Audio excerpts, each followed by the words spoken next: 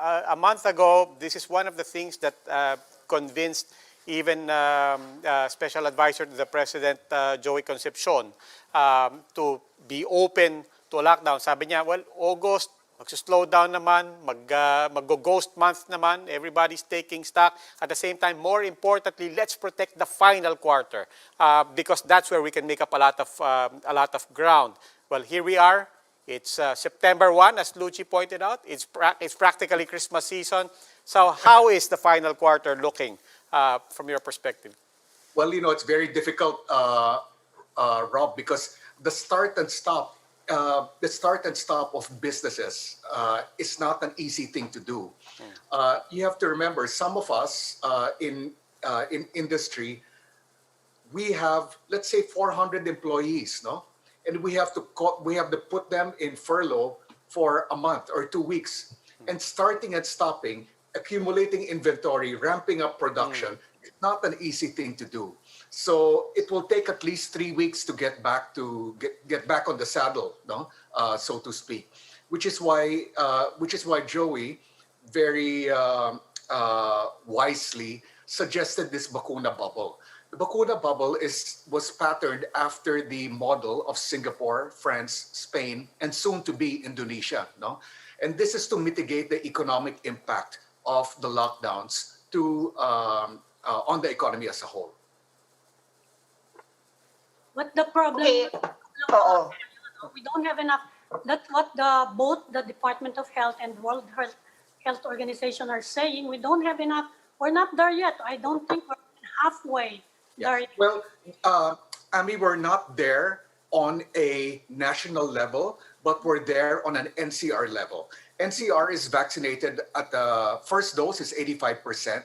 And 45% for second dose. And this was as of August 29. So it should be higher right now.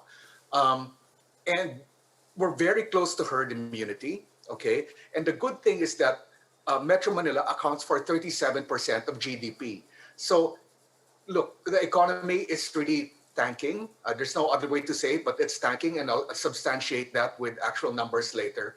With Metro Manila starting business again, we can recoup some of the lost traction from the lockdowns. So we can save parts of the economy. Many parts of the economy, Amy, are permanently broken already. No, many parts of the supply chain. You talk about electronics. You have different sectors, from packaging to welding to capacitors. Many segments of that chain are already closed permanently. So these are things that we have to consider and we have to rebuild, moving forward. And the latest estimate of the Department of Finance was that full recuperation will only be realized supply chain-wise 2026. That's a long time from now.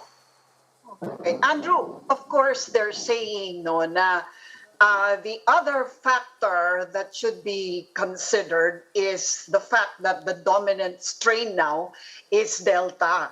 So the problem of transmission remains. And while we know that vaccines help against severity and even death, transmission continues to be a problem. So kahit daw magbakuna bubble, even if you do that, there will still be transmission at the same rate now, and maybe even worse. And people will end up being quarantined anyway. In other words, you're not really containing COVID with a bakuna bubble. Yeah. What do you have to say to that? Okay. Yeah. I think we have to put that into perspective, because you will find that and this is DOH data, the fatality rate of COVID is 1.73%. Okay, given. The recuperation rate is 91.5%. All right. So 91.5% recuperate. They get better, they go home. But if a business closes, 63 people on average, that's the average number of employees per Filipino corporation, business establishment. 63 people lose their jobs and lose their livelihoods. And the latest data of DTI is that you won't believe this, Luchi, 260,000 business establishments have already indefinitely closed or have declared bankruptcy. And that's how serious the situation is. So it's really a question of what? They're confined in the hospital. 91% of them will recuperate versus 63 people for every business establishment that goes belly up. You know, and this is the reality here. Like for affected industries, for instance, look, it doesn't mean that if it's lockdown, overhead expenses stop. There's still payroll to pay. There's still insurance to pay. There's still rent. There's still Rent, utilities, etc. I mean, you have all these expenses accruing without the sales to back them up. So companies with cash runways, you know, with cash reserves, are able to survive. But those who don't, they've already closed. Now, those who are still operating like mine, you know, not everyone is a Jollibee, no? So the time, the runway is finite. So our point naman here, sorry if I'm jumping too quickly, but my point here is that COVID is here to stay. It will be a part of life, no? And I can't see how it can be viable to have a lockdown every time there's a Yeah, surge. And Andrew, even if the bakuna bubbles push through, you think the confidence will be there, the public confidence, because the malls have been opened and people still don't want to go there. They're worried about Delta. They're worried about what might happen to them. They might bring something back to their children, the Yeah. elderly, and they might have breakthrough infections. Yes. Malls, in the model of bakuna bubble, kasi malls, we consider malls kasi as community centers. So let's just lump them as one, no? The community centers. They will not discriminate whether vaccinated or unvaccinated. They will accept all. But it's the responsibility of the merchant to ensure that his staff is 100%, 100% vaccinated. And they only admit those vaccinated and those unvaccinated, but with a PCR test from 48 hours ago. So there's no discrimination there. The whole point is that we're protecting, the model is actually protecting the unvaccinated because they're the more vulnerable ones. And at the same time, not or allowing the vaccinated the freedom of movement and the freedom to save their businesses and the freedom of livelihood.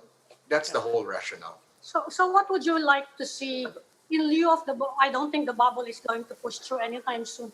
What measures would you like to see? I think especially for the restaurant group, because people still aren't, I've seen many restaurants reopen, but people are not. Empty. Yeah. But the reality is restaurants cannot survive on takeout alone. Takeout comprises about less than 10% really. So I think, again, a compromise for dine-in. Let us worry about getting our customers in. Let the merchants worry about that. But if we can be allowed 50%, 40%, workable na yan.